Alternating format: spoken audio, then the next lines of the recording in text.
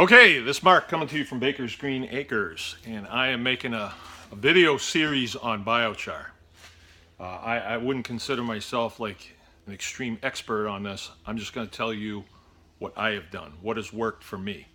I read several books. One was by Albert Bates, and then I've talked with people who are big time biochar makers, one of them Peter Hurst, and I actually spent quite a bit of time with him. So they're the ones that I learned from. This is just what I did, and it worked for me. And you know, I maybe differ from them in some respects in that I've made a lot of biochar and I use it on our farm. So I feel like this is a very important concept, and it definitely fits in with the whole farming thing. Definitely. I mean, it's very, very important. So you know, some people have gone the route of making this and selling it. Some people just have their own retort that they run and they use it on their little piece of the pie. And that's pretty much what I do. I do not sell it because I just don't have time for this. This isn't really what I do. This is just a facet of what I do. And the more I've gotten into it, the more intriguing it is. This is number 4. This is a picture of number 4, an expanded view. And I'm working on number 5 as we speak. It's right there, but I wanted to get this video knocked out. Okay, I've wasted a minute and 40 seconds. Okay, this is, I'll call this the nomenclature of our retort. Number 4, Triceratops is what we call it. It actually has 3 stacks on it, not 1. And that was just a modification that we had to do in order to make it breathe properly. With the 1 stack, there wasn't enough draft, right? This new one that I'm building is going to be smaller. I'm going to burn it slower. I'm going to have some controls on it so I can take some wood gas off. This one, once you light it, you just get away from it, and it does its own thing. Now here's what happens. I got this tank here loaded with wood. I'm going to talk about feedstock in another video. It needs to be dry. We lower that in here with a front end loader. It's going to be very heavy. And then we fill this with kindling wood. There's a gap between this tank wall and this tank wall. Fill that with kindling wood and light that off. All right, when that gets going good, you know, a nice ring of fire up here, we're going to put the lid on, the top on. We're going to put that on. And what that's going to do, it's going to start to draft really good. You see a lot of smoke coming out of there, and it's going to pull fresh air in the bottom here.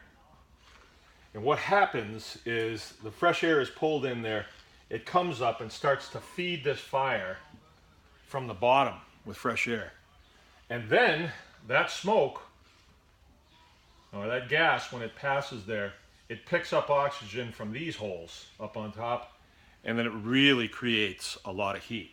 Now when we start hitting about 600 degrees inside of this tank, I think, I've never put a temp probe in there, but I've shot the temperature of this, and it, you know, with a laser thing, and it goes 600.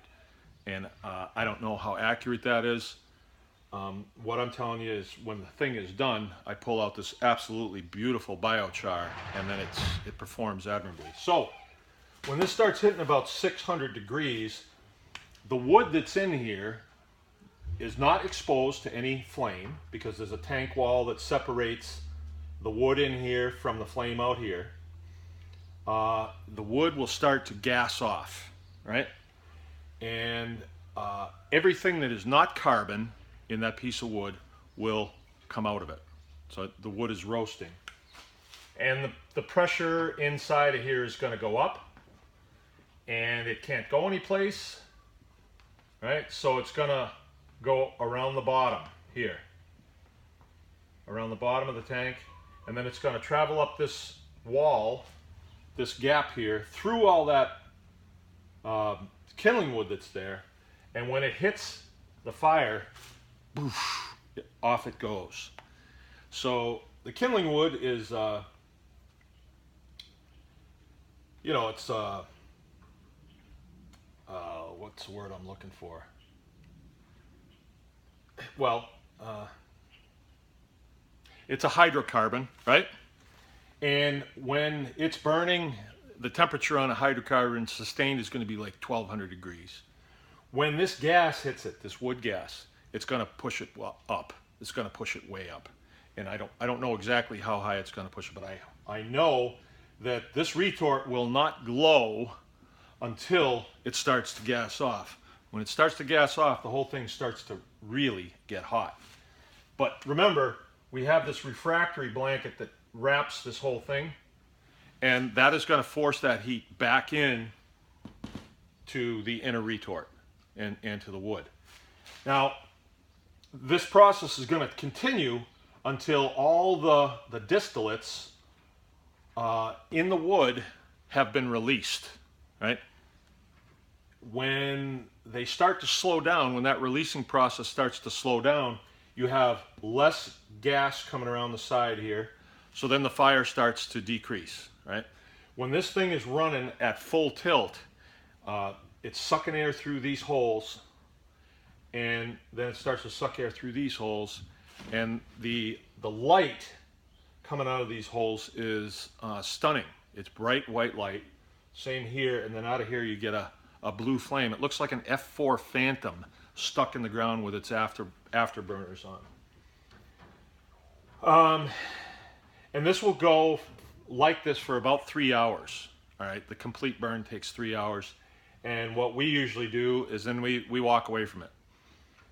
When it's complete, everything is really hot. And so the way to do this is light it off a little bit before sundown, and then it's a great light show. And then the next morning, you come and you take this top off, you pull this out, lay it down on its side, or pull the grate out of here, and you'll get this beautiful pile of nice, shiny, musical biochar.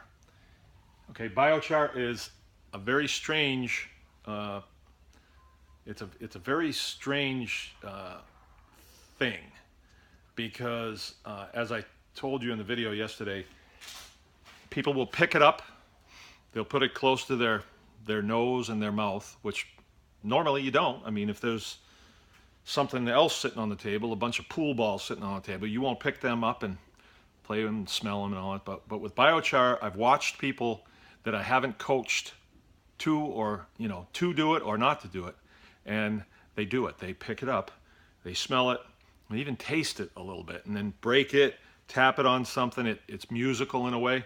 One of these days I'm going to make like a mobile out of it. Musical char. And then that char, once it's laying on the ground, we can do whatever we want with it. You know, we can feed it to animals, this and that. I got 2 minutes here, and let me relate a story, a real life story about biochar. The first year that I was making it, the very first retort that I built was a 5530. So I was going off a design that somebody else had come up with, and it's a 55-gallon barrel with a 30-gallon barrel inside of it, similar to this, right? And I burned it, and me and my kids were out here. It was actually right in the door here we were working. And at that time, this wasn't a shop. We used to raise chicks in here. And it was in March, actually, because it was just before the chicks went out on the field. And there was 2 different pens of chicks in here. And I threw some in to one of the chicks, just a piece. And chickens are weird. They'll attack a penny if you throw it in. But this was different.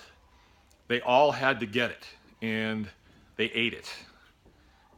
And something inside me said, well, you know, I don't think that's bad. I don't think that's a bad thing. So I threw a little bit more in, and they ate everything I threw in. Now, I only threw it into one of the pens, and several weeks later when we were putting them out on the field, the kids were saying, I thought we got these at the same time. And I said, we did. And they said, well, they're not the same size. And the ones that had gotten the biochar were considerably heavier, considerably. And so that began kind of a thought process and some research and things like that. I was stationed in Japan, and we were told over there that they made charcoal out of everything, and even dead bodies. And then I read someplace where Japanese people use charcoal in animal feeds, right? So that set me on my next, you know, journey of research. It's Mark from Baker's Green Acres. Anyone can farm.